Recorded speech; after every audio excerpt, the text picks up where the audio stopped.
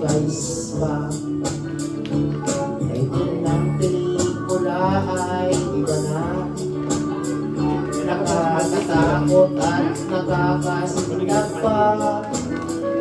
Isang halimbawa ay ang earthquake at ang exorcist.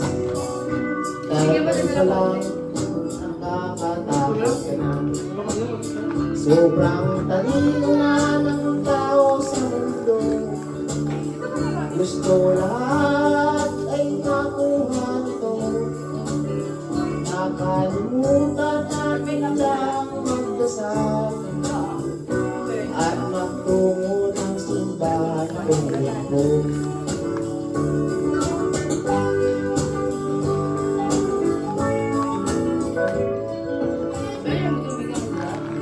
Isyo ng tao